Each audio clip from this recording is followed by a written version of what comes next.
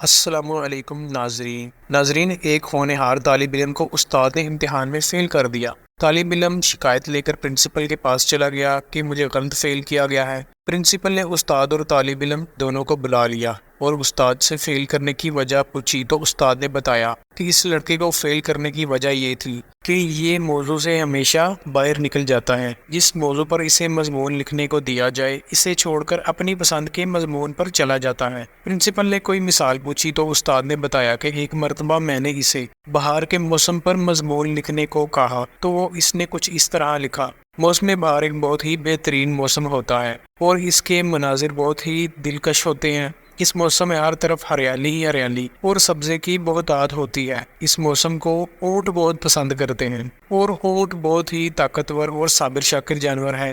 اونٹ عربوں کو بہت پسند ہے۔ یہ صحرا کا جہاز کہلاتا ہے، لمبے لمبے سفروں پر نکل جاتا ہے اور زیادہ دن بھوک و پیاس برداشت کرنے کی صلاحیت رکھتا ہے، وغیرہ وغیرہ۔ پرنسپل صاحب نے کہا کہ ہو سکتا ہے کہ یہ مناسبت کی وجہ سے بہار کی بجائے اونٹ پر مضمون لکھ بیٹھا ہو، آپ اسے کوئی اور موضوع دے کر دیکھتے۔ استاد نے کہا کہ میں نے ایک دفعہ اسے کہا تم اس طرح کرو گے، جاپان میں گاڑیوں کی فیکٹری پر مضمون لکھو۔ اس طالب علم نے جو مضمون لکھا وہ اس طرح تھا: جاپان ایک ترقی یافتہ ملک ہے اور گاڑیوں کی صنعت میں اس کو منفرد اور اعلیٰ مقام حاصل ہے۔ جاپان دنیا میں پہلے نمبر پر ہے گاڑیاں برآمد کرنے میں۔ ہمارے ملک میں بھی زیادہ تر گاڑیاں جاپان کی استعمال ہوتی ہیں، لیکن مسئلہ یہ ہے کہ ہمارے ملک میں پیٹرول کی قیمت بہت ہی زیادہ ہے، اس لیے ہمیں چاہیے کہ ہم سواری کے لیے اونٹ کا استعمال کریں، اور اونٹ بہت ہی طاقتور اور صابر شاکر جانور ہے۔ اونٹ عربوں کو بہت پسند ہے۔ یہ صحرا کا جہاز کہلاتا ہے، لمبے لمبے سفروں پر نکل جاتا ہے اور زیادہ دن بھوک و پیاس برداشت کرنے کی صلاحیت رکھتا ہے۔ پرنسپل بہت حیران ہوا اور اس نے کہا شاید سواری کی وجہ سے ایسا ہو گیا ہو، آپ اسے بالکل ہی کوئی الگ موضوع لکھ کر دیکھتے۔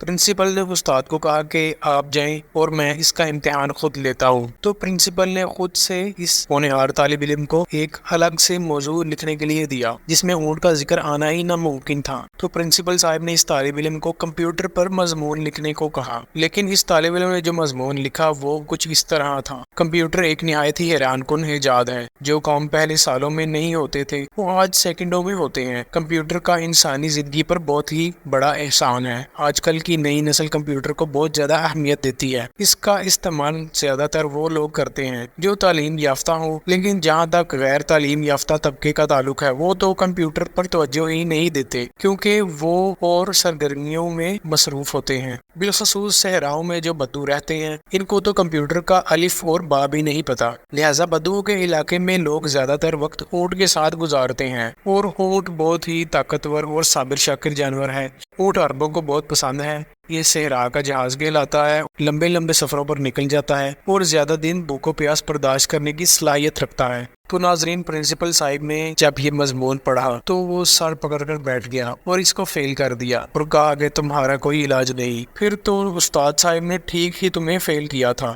اب اس شاگرد کا شک یقین میں بدل گیا کہ اس کے ساتھ اساتذہ اور اسکول پرنسپل نے بھی زیادتی کی ہے۔ اب اس بچے نے محکمہ تعلیم کو ایک درخواست لکھی: جناب علی، میں اپنی کلاس کا ایک نہایت ہی ذہین طالب علم ہوں اور مجھے سالانہ امتحان میں جان بوجھ کر فیل کر دیا گیا ہے۔ میرے اساتذہ نے مجھے میری قابلیت کی وجہ سے فیل کیا ہے۔ جناب، میں نے اپنے استاد کے ناقابل برداشت رویے پر ایسے ہی صبر کیا ہے جیسے اونٹ اپنے مالک کے ستانے پر صبر کرتا ہے۔ مالک اونٹ سے اپنے کام بھی نکلواتا ہے اور اس کو ستاتا بھی ہے، اور ہاں یہ بھی بتاتا چلوں کہ اونٹ بہت ہی طاقتور اور صابر شاکر جانور ہے۔